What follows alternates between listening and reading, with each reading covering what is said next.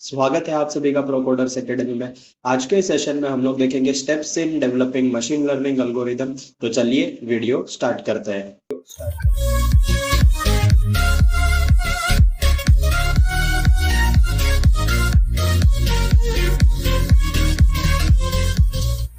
Start करते हैं आज का topic that is steps in developing machine learning algorithm.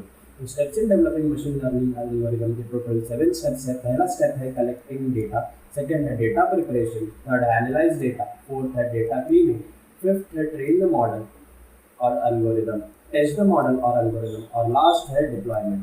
तो पहले आते हैं हम लोग कलेक्टिंग डेटा।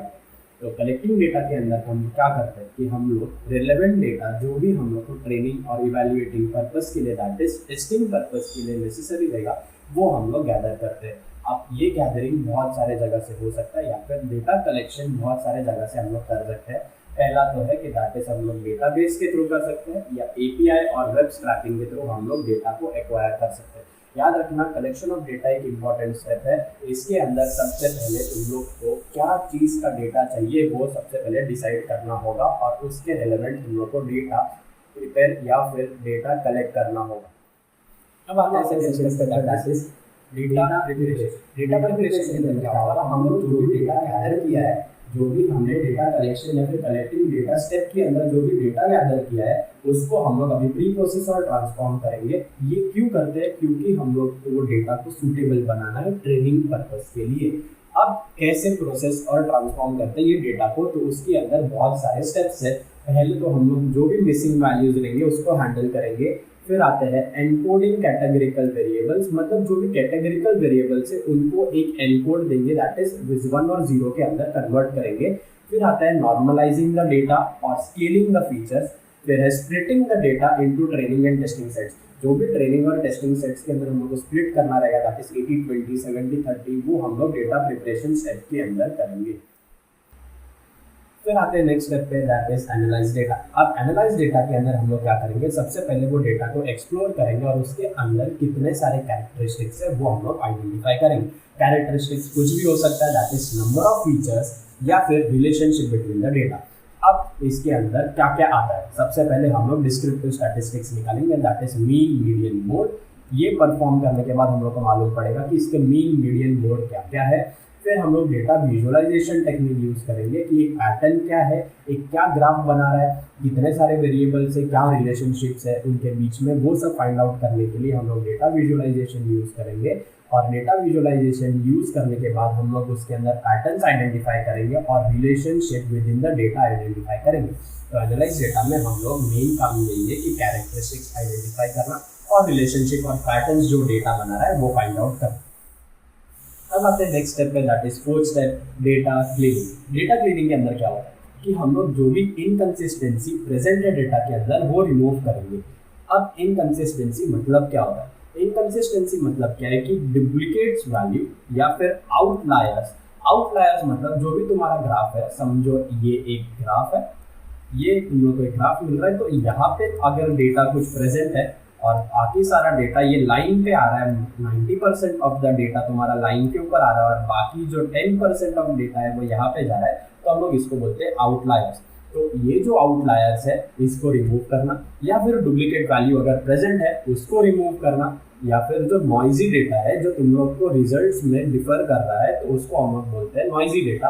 तो वो नॉइजी डेटा को रिमूव करना या फिर इररिलेवेंट डेटा। इररिलेवेंट डेटा और नॉइजी डेटा सेम है, जो एक दूसरे को रेफर ही नहीं कर रहे, मतलब जो भी मॉडल हम लोग यूज कर रहे हैं, जो भी हम लोग को करना है एक्यूरेसी या प्रेडिक्शन निकालना है उसके अंदर उसका कोई भी यूज नहीं है, दैट इज इररिलेवेंट डेटा, उसको रिमूव करना। और अगर डेटा के अंदर क्वालिटी इश्यूज है या फिर कुछ फीचर्स मिसिंग है तो भी हम लोग डेटा क्लीनिंग प्रोसेस करते हैं।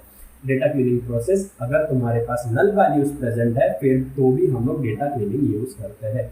तो डेटा क्लीनिंग एक इम्पॉर्टेंट स्टेप।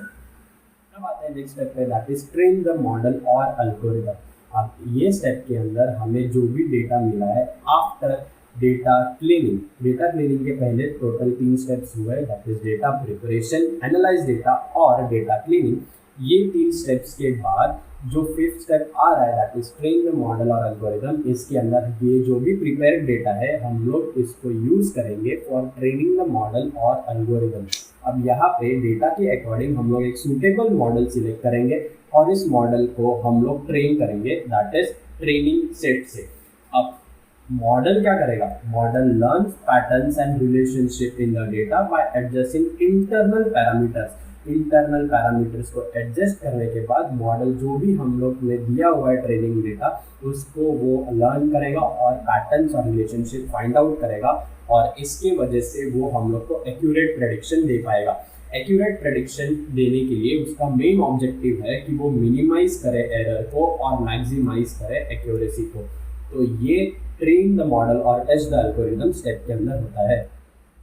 अब आते हैं नेक्स्ट स्टेप पे that is test the model और एल्गोरिदम। जो भी मॉडल हमने ट्रेन किया है ट्रेनिंग सेट को यूज करके, अब वही मॉडल को हम लोग टेस्ट करेंगे यूजिंग टेस्टिंग सेट या फिर बाय प्रोवाइडिंग टेस्टिंग सेट।